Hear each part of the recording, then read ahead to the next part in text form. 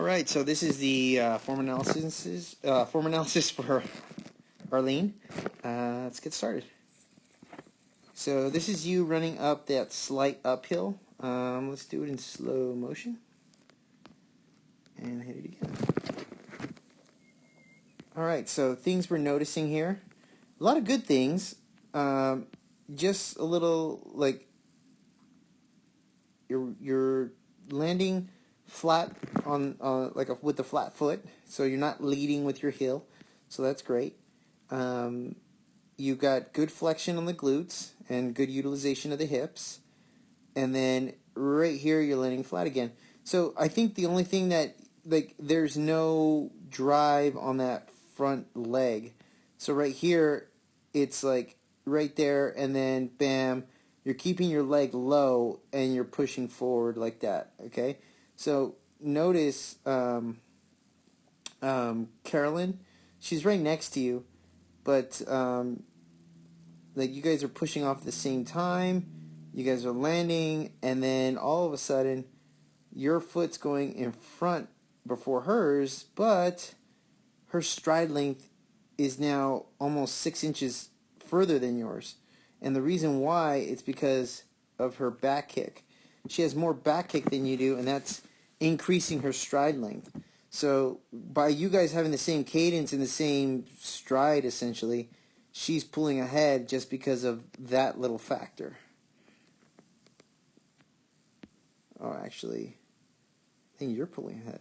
Wow, interesting.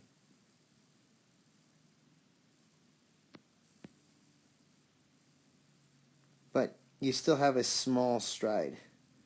So your stride is really, really tiny.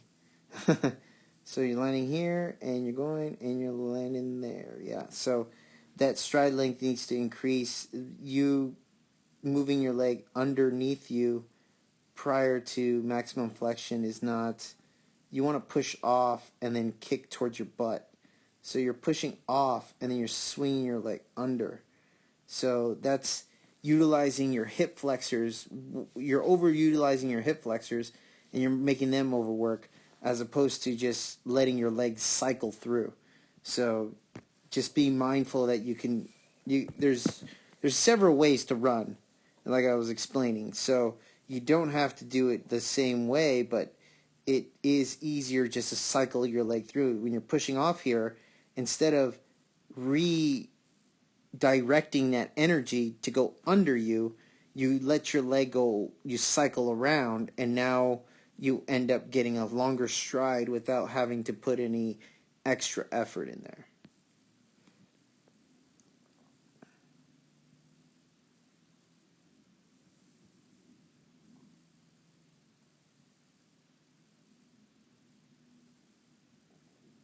So for you, it looks like you're pushing off, and then you're swinging your leg underneath you to try to swing it under. The thing is, this is usually a mistake that people that use their calves or their quads to push off typically run into, is swinging their legs too soon because they push off too early. They would be pushing off like right at this point in your stride right now, and then they would swing it under.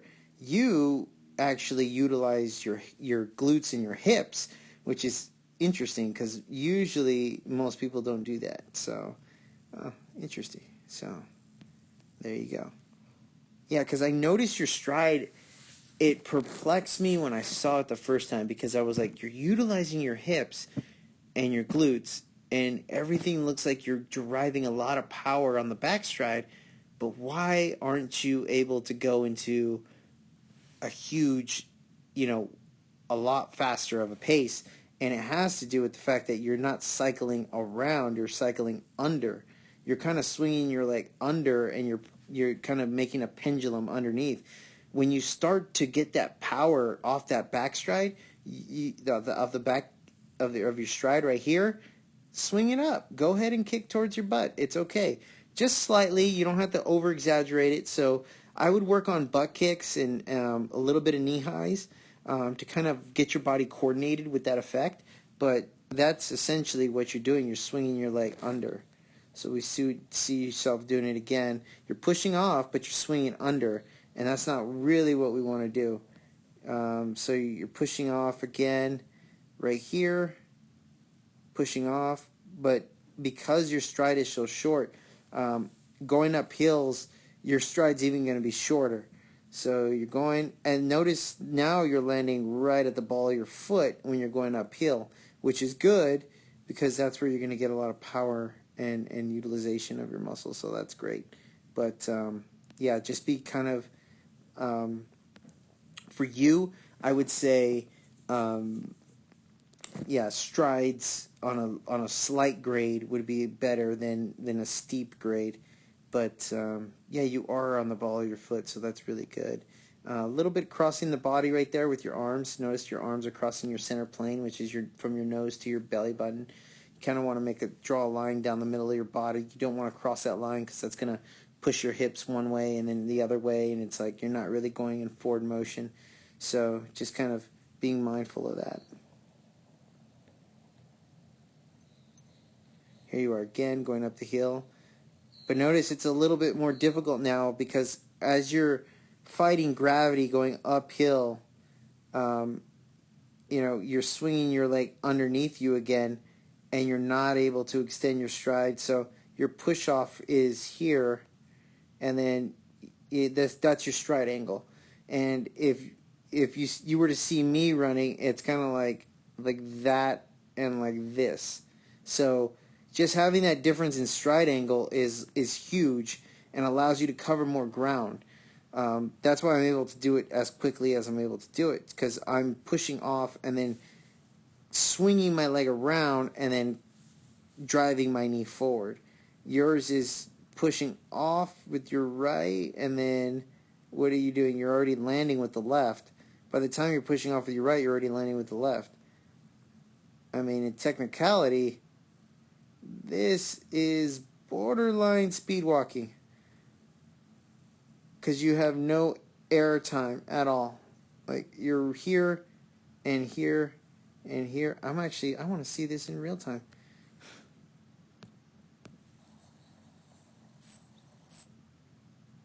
Wow. So, I don't know. You might not get a penalty in a speed walking competition.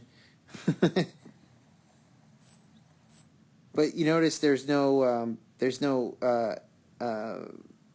air phase, and the air phase is essential when it comes to the running motion.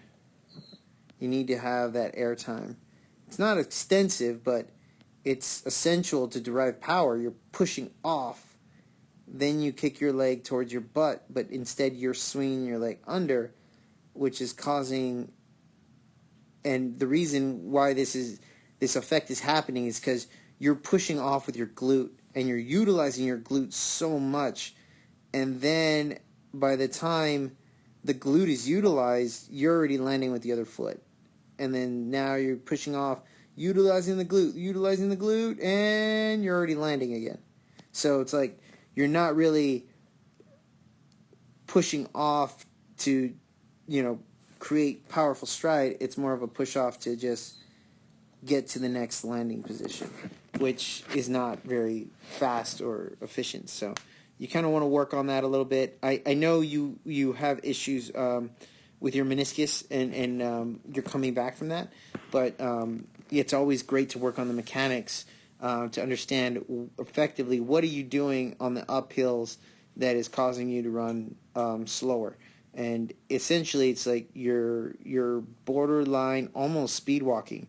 So you need to be able to push off and kind of get some air time a little bit. So there's some people that I've looked at their videos, they have too much vertical oscillation. You have no vertical oscillation. So that means like you're not moving. No, notice your head is not bobbing at all. It's just staying parallel with the ground. And it's because you're basically borderline speed walking up the actual hill.